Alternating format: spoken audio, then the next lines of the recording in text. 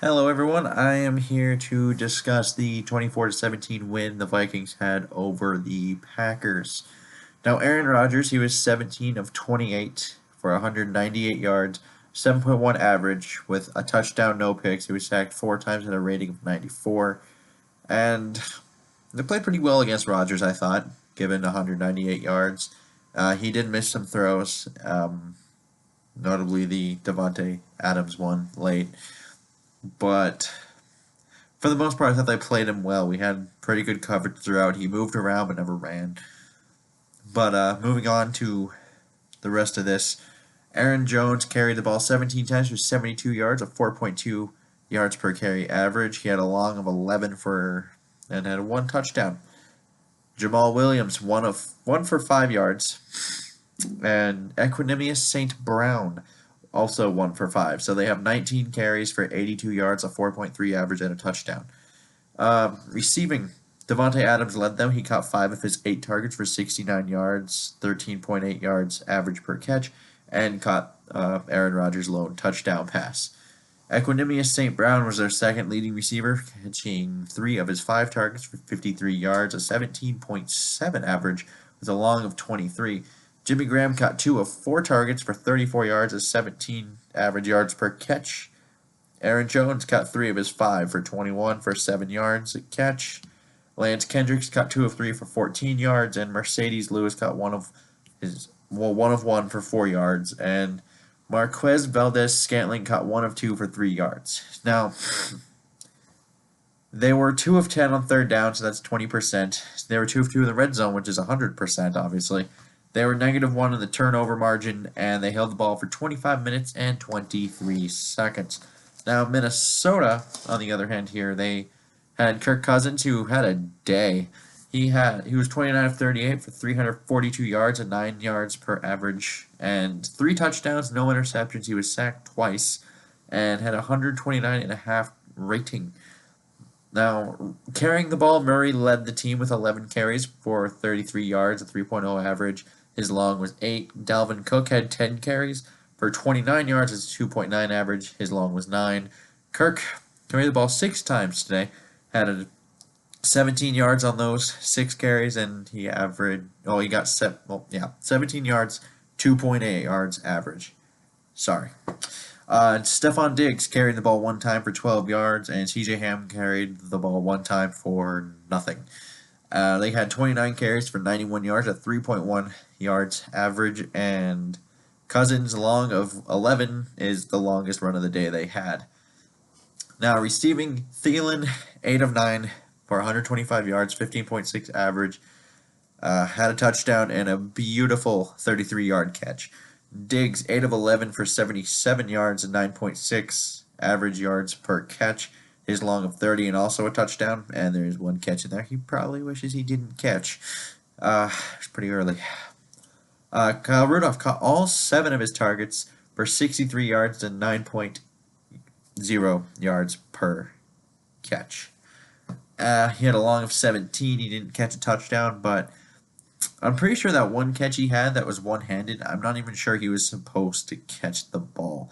I feel like that was because in the situation it was right before half. I wonder if Kirk kind of didn't have anyone open, so he just threw it low and kind of treated it as a throwaway since he was in the pocket.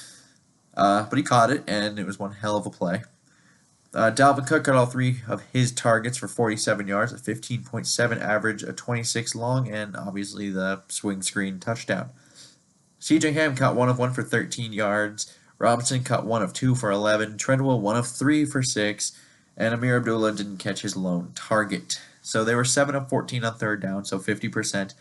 They were only 1 of 3 in the red zone, so 33%. They were +1 in the turnover margin.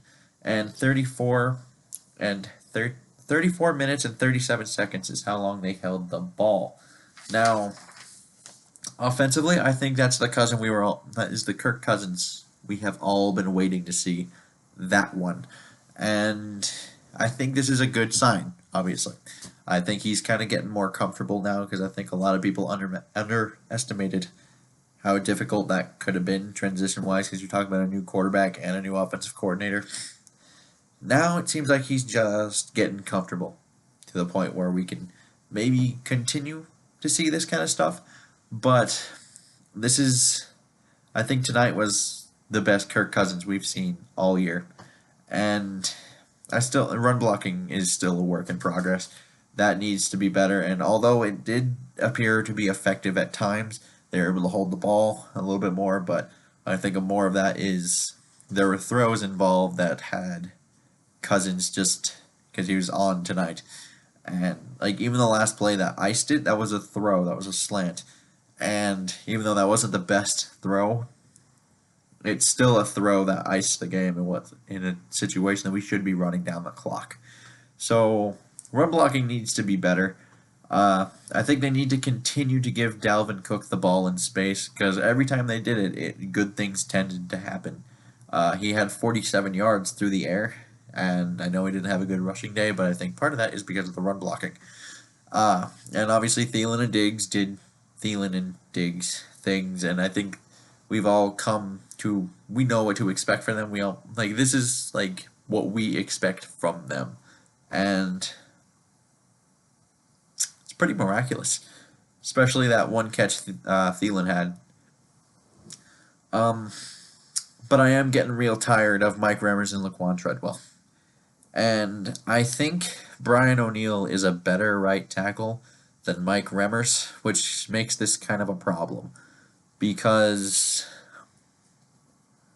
if he's better at right tackle, there's no way you're sacrificing an edge player like right there just because your guard spot's a little weaker.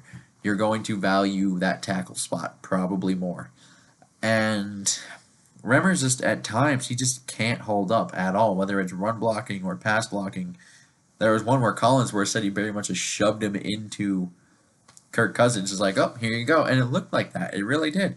It's getting real annoying with that kind of stuff. It seems like we have a few plays a game from him and Treadwell where we kind of go like, again, because that's just who they happen to be. Because Treadwell dropping that slant was kind of that was just one of those moments where it's like, why? Like, Treadwell is a bust. I don't know if they know this, but he is, and I don't think it's getting any better. Whether they want to replace him with Aldrick Robinson or Chad Beebe when he's healthy again is totally different. But I do know, at least for the offseason, the third receiver spot needs to be somewhat valued to them. Otherwise, I don't know what they're doing there.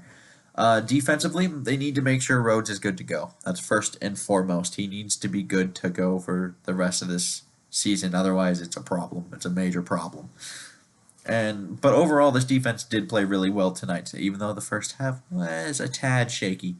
They were a little too leaky in run defense at times. They did average 4.3 yards a carry against us, but as the score got a little bit more out of hand and we held the ball more, and it kind of made them go more urgent in there, so there were more throws involved, so they stopped running it. And we got to Rodgers 4 times, and he never took off, so that's kind of amazing to me because he usually runs a little bit. Even when he was hurt, I believe he ran. So the fact that he never ran was a little strange, but it was good for us because that's usually when problems start to arise. And they did only allow 254 total yards. So you can't really get on them too much about this whole running game thing. They did only allow 82 rushing yards, but like I said, 4.3 yards a carry. And total yardage wasn't up there. Like, it was a good game defensively. Like, I feel like it was really just the 4.3 yards per carry that they need to, get on in some of the red zone stuff as they were 2 for 2. Special teams, while he averaged 45.8 yards a punt, so that's pretty good there. We don't usually have that kind of stuff. He's been playing well recently. And Dan Bailey missed 2 kicks tonight. One of them is kind of controversial in the sense of there was a false start, and then there should potentially be a running into the kicker, at least putting it back to the 51 where he made it, but then he missed the 56-yarder. But I'm just wondering, at what point do we blame Mike Prefer for all of this? He's been there since 2011, so he's been there for the Blair Walsh thing, Kai Forbath missing all those extra points, and now Dan Bailey coming in and missing some of these. You really start to wonder, at what point is he blamed for all of these, missed kicks and some of these bad punts that we've had, at least in recent years. This year has been better, but Jeff Locke was pretty bad. I don't think Ryan Quigley, he wasn't bad, but he certainly wasn't good. He didn't have a single punt going to the 20 last year, but it also wasn't very good in terms of all the averages and where you want them to be. And you just start to wonder, Mike Prefer, he should probably get fired after all of this. I know he's been there for a long time, but that's almost the reason why I kind of want him gone, is because we've seen him kind of take these kickers and a lot of them regress.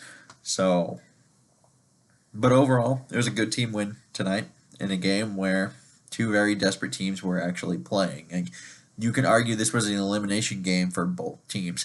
And Cousins, I think, will need to play at this level that he played tonight, or at least close to this level, in order to win the next two games in New England and in Seattle. And they do need to find a stable running game, and Kirk running does help a little bit, even though it's not necessarily what I would like to have in a stable running game. But yeah, on to New England we go. I would like to know what you guys think in the comment section down below. And until next time, I bid you all adieu.